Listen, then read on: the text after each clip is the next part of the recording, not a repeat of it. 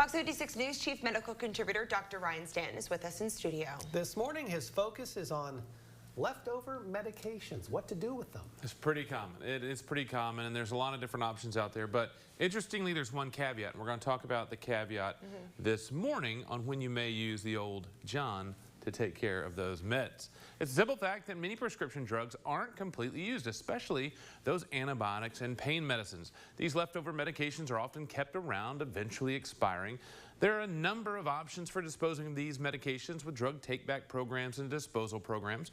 One consideration by many may be to flush those medications right down the toilet.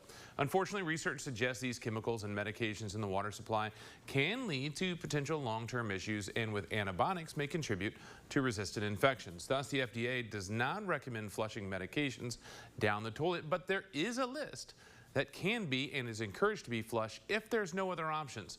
This list involves over a dozen medication chemicals that the FDA feels are safer down the drain rather than sitting around.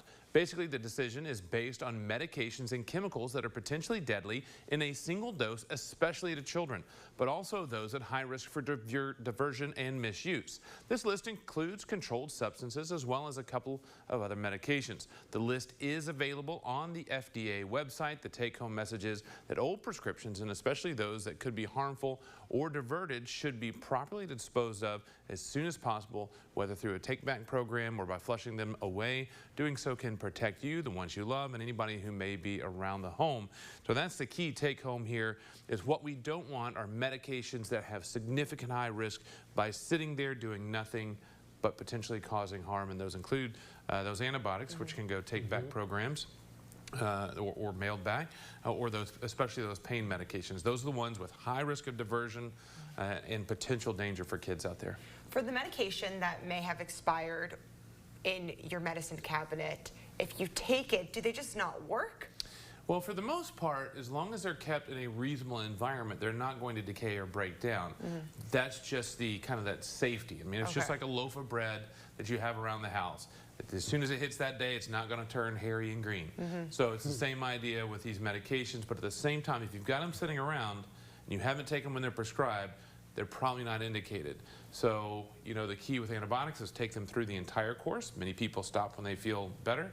If they're indicated, taking them all the way through, and then pain medicines, the fewest number possible, decreasing those prescriptions, and then get rid of them if you have extra. The bad news is I have some prescriptions in my medicine drawer that are probably 4 or 5 years old.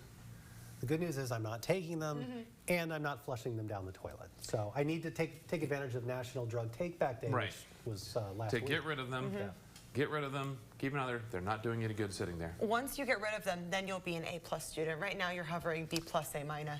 Yes, get rid of the medication and stop drinking Diet Coke. And we're getting close to the end of the semester, so you better study up. We're going to see you shortly, aren't we? I will be. I'll be back. We'll be right back.